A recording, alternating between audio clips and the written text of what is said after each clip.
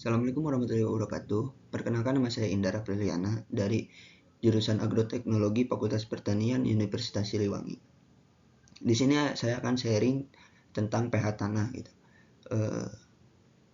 Kita di sini saling belajar itu. Apabila saya ada penyampaian materi yang salah ataupun kurang tepat, silakan dikoreksi gitu.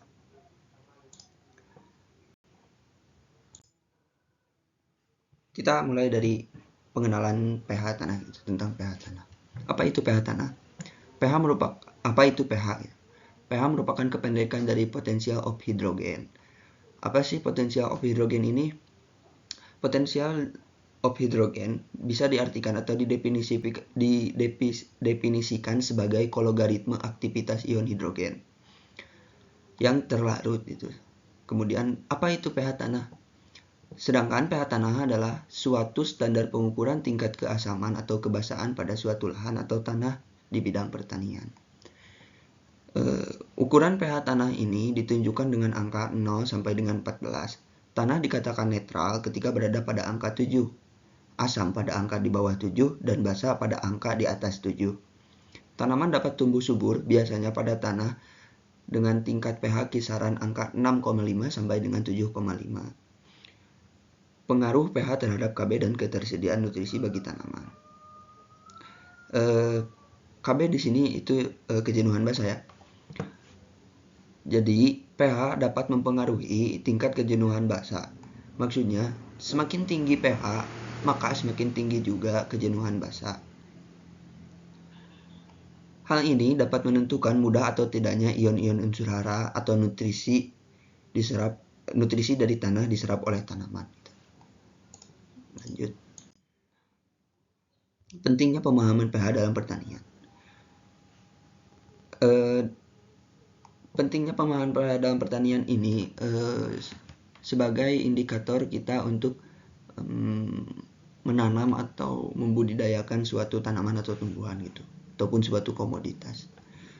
Hubungan antara pH tanah dengan jenis tanaman yang dapat tumbuh. Jadi, pH tanah atau tingkat keasaman tanah ini merupakan salah satu faktor yang sangat menentukan dalam keberhasilan tanaman dalam menyerap unsur hara dari dalam tanah. Jadi, hubungan antara pH tanah dengan jenis tanaman yang dapat tumbuh itu adalah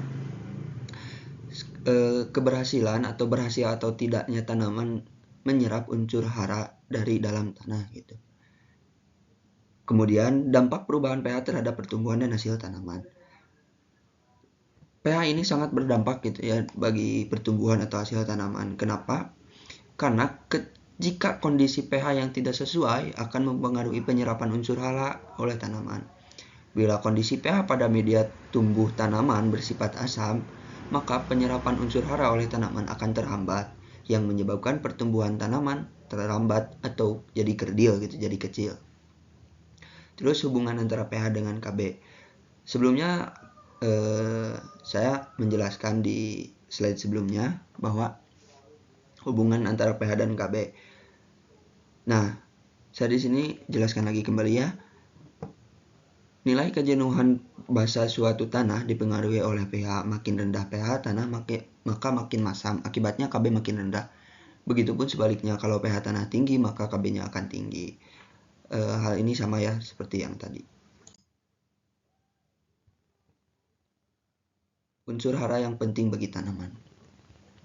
Kita tadi membicarakan tentang apa dampak pH gitu dalam tanaman gitu, yaitu untuk menentukan berhasil atau tidaknya atau cepat atau tidaknya penyerapan unsur hara oleh tanaman gitu. Jadi apa itu unsur hara? Unsur hara itu adalah esensial, unsur hara esensial gitu. Berdasarkan tingkat kebutuhan tanaman dibedakan menjadi tiga. Ada unsur hara dasar, basic nutrient, unsur hara makronutrien, dan unsur hara mikronutrien. Pertama itu ada nutrisi dasar, terdiri atas karbon, oksigen, dan hidrogen. Saya jelaskan dulu ya. Fungsi unsur karbon ini bagi tanaman adalah sebagai pembentuk tubuh fisik tanaman gitu.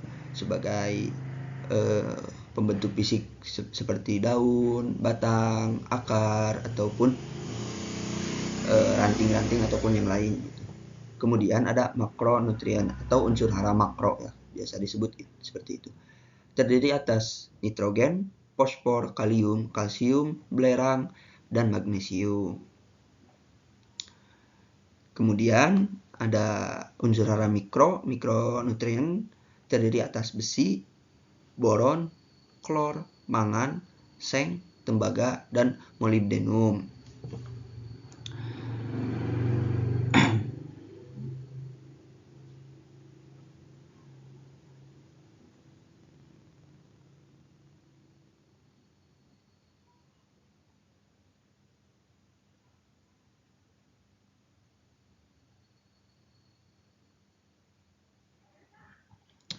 Nah,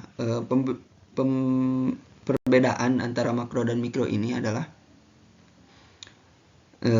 unsur hara makro ini biasanya diserap dalam jumlah banyak, itu dalam jumlah besar, sedangkan untuk unsur hara mikro itu diserap lebih sedikit. Lanjut. Tadi saya membicarakan tentang indikator atau ukuran dari pH gitu. Terus bagaimana caranya kita mengukur pH? Dalam pengukuran pH kita bisa menggunakan alat pH meter gitu ya. Sebenarnya sih lebih mudah memakai pH meter, tapi di sini bisa juga menggunakan kertas lakmus ya. Terus cara pengambilan sampel tanahnya dan pengujiannya pH-nya seperti apa? Di sini saya akan memberikan tips ya gitu caranya. Yang pertama itu kan sudah jelas, kita akan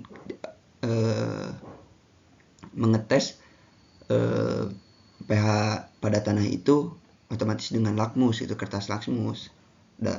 Jikalau ada alat pH meter kita akan menggunakan metode ini. Jadi kita harus menyiapkan lakmus, air bening, terus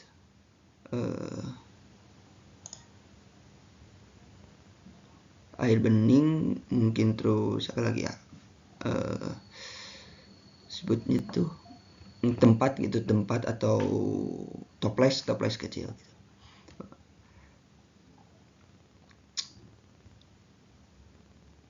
Cara pengambilan tanahnya itu ambil tanah kering dari kedalaman solung tanah kurang lebih itu 30 cm ya dari permukaan tanah di 4 lokasi, di sudut dan di tengah lahan pada satu hamparan. Lalu campurkan secara merata, kemudian dijemur, diangin-anginkan gitu, tapi tidak terpapar langsung matahari. Tujuannya agar tanah yang akan diukur pH-nya merupakan bagian yang rata dari lahan gitu. Cara pengukurannya itu ambil sedikit sampel tanah dan air bening dengan perbandingan 1:1 ya. Terus dimasukkan ke dalam gelas atau ke dalam toples kecil gitu. Terus diaduk-aduk terus hingga benar-benar homogen atau merata gitu. Biarkan beberapa menit didiamkan itu hingga campuran air dan tanah tadi terpisah. Jadi didiamkan itu sampai si airnya itu terlihat bening gitu. Kemudian masukkan kertas lakmus ke ujung air yang sudah bening itu. Nah, diamkan beberapa saat sampai kertas lakmus atau pH indikator berubah warnanya gitu. Setelah warnanya stabil atau sudah tidak berubah lagi atau tidak ya sudah stabil lah gitu. Tinggal diukur, dibandingkan dengan pH indikator gitu. Dan lihat itu di indikatornya itu pH-nya berapa gitu, seperti itu. Kemudian ada strategi peningkatan pH, KB, dan ketersediaan unsur hara. Jadi strateginya itu peningkatan pH dan KB dan ketersediaan unsur hara itu ada dua, ada penggunaan pupuk sesuai kebutuhan tanaman, ada pemberian pupuk yang pemberian pupuk yang sesuai dengan dosis dan kebutuhan dapat meningkatkan hasil. Sebaliknya, pemberian yang berlebihan akan menurunkan hasil tanaman. Jadi pemberian pupuk ini, apalagi pupuk kimia ya, itu dapat meningkatkan namun juga dapat menurunkan begitu. karena pupuk-pupuk kimia ini kan bukan organik ya, bukan, jadi ada bahan-bahan kimia yang mungkin itu bisa jadi berupa racun bagi tanaman apabila kelebihan gitu. Kemudian ada praktiknya, ada praktik yang disebut praktik konservasi tanah yang dapat mempengaruhi tanah. Pada dasarnya sih teknik konservasi tanah dibedakan jadi 3, ada vegetatif, mekanik, dan kimia. Nah, ketiga praktik ini dilakukan untuk memaksimalkan lahan pertanian. Apa itu sih konservasi tanah itu? Yaitu bisa merubah, bisa meningkatkan, bisa, jadi konservasi tanah itu secara vegetatif itu yaitu perubahan tanah yang terjadi dengan secara alami gitu. Misalnya dengan curah hujan atau dengan mungkin dengan curah hujan lah gitu. Kemudian ada mekanik, yaitu mekanik itu jadi si tanah itu atau si lahan itu kita konservasi atau kita rubah itu dengan bantuan kita dengan fisik gitu, dengan campur tangan kita sebagai manusia gitu. Ada juga yang teknik konservasi tanah dengan cara kimia, yaitu dengan pemberian bahan-bahan kimia. Ini juga dapat mempengaruhi gitu ketersediaan peningkatan pH dan Kb-nya gitu, atau unsur hara lainnya. Mungkin sekian yang bisa saya sampaikan. Mohon maaf apabila penyampaian materinya terkesan kurang rapi atau kurang lancar. Di sini saya sebagai mahasiswa dari Universitas Siliwangi, kita sama-sama belajar gitu. Ambil manfaatnya, buang yang tidak, ya yang jelek-jeleknya begitu. Saya ucapkan terima kasih. Wassalamualaikum warahmatullahi wabarakatuh.